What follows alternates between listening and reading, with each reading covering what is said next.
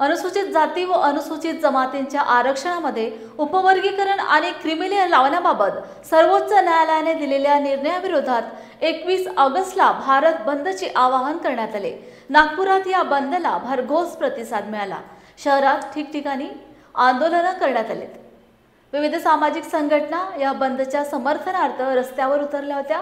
माजी मंत्री व आमदार डॉक्टर नितीन राऊत यांच्या उपस्थितीत आवळेबाबू कमाल चौक येथे सुप्रीम कोर्टाच्या निर्णयाविरोधात आंदोलन करण्यात आले।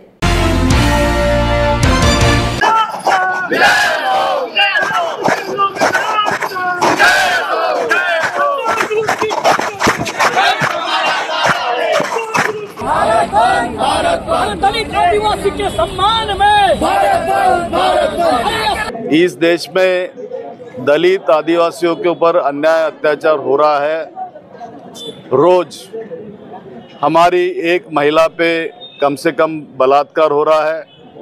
रोज एक दो हत्याएं हमारे दलित युवकों की, आदिवासी युवकों की हो रही है। सरकार किसी भी प्रकार का पिछले 10 सालों में इस समाज को देखने की कोशिश नहीं कर रही है।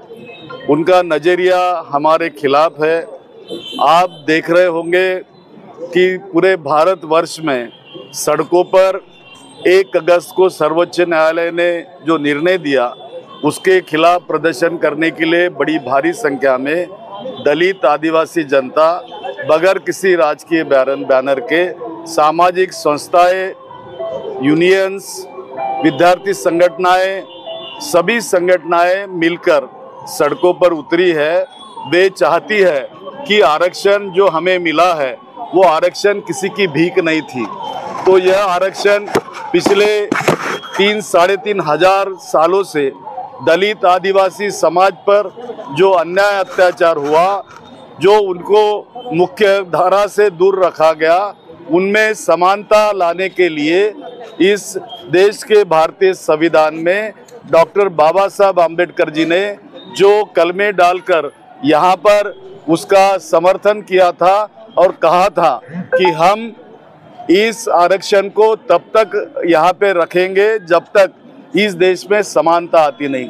अभी मुझे ये बताइए कि आज भारत की विद्यमान राष्ट्रपति अनुसूचित जमाती की है, यानी आदिवासी है।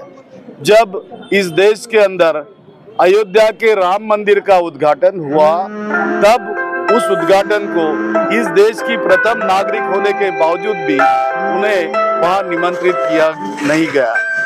इस देश का नया संसद भवन बना। नया संसद भवन बनने के पश्चात वो देश के सर्वोच्च पद पर है और संसद ही उनके अध्यक्षता में चलती है। ऐसे वक्त उस संसद भवन का उद्घाटन उनके शुभ हस्ते नहीं हुआ। इस देश में बाबू जगजीवन राम जी उप पंतप्रधान थे और वे स्वामी स्वरूपानंद जी के पुतले के अनावरण के लिए गए तो उनको जातीयता के नाम पर वहाँ पुतले का उद्घाटन नहीं करने दिया गया और उन्हें रोक दिया गया। पिछले राष्ट्रपति रामनाथ कोविंद जी को 2 बार मंदिरों में जाने के लिए रोका गया।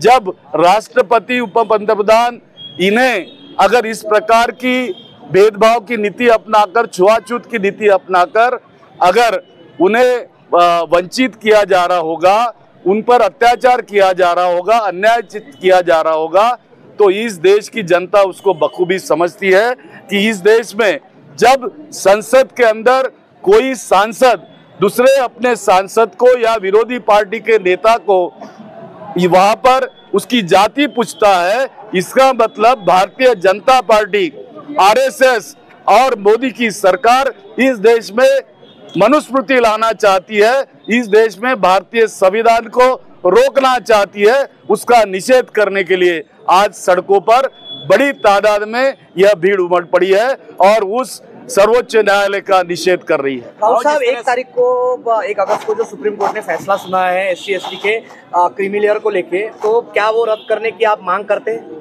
निश्चित रूप से अभी संविधान चौक पर बड़ी वहाँ पे धरना कार्यक्रम हो रहा है। वो धरना कार्यक्रम के माध्यम से हम देश के सर्वोच्च नागरिक, प्रथम नागरिक माननीय राष्ट्रपति महोदया से गुहार लगाएंगे कि वे सर्वोच्च न्यायालय के इस निर्णय पर अध्यादेश जारी करके उसे रोके और उसकी हम निश्चित रूप से उनको निवेदन देंगे।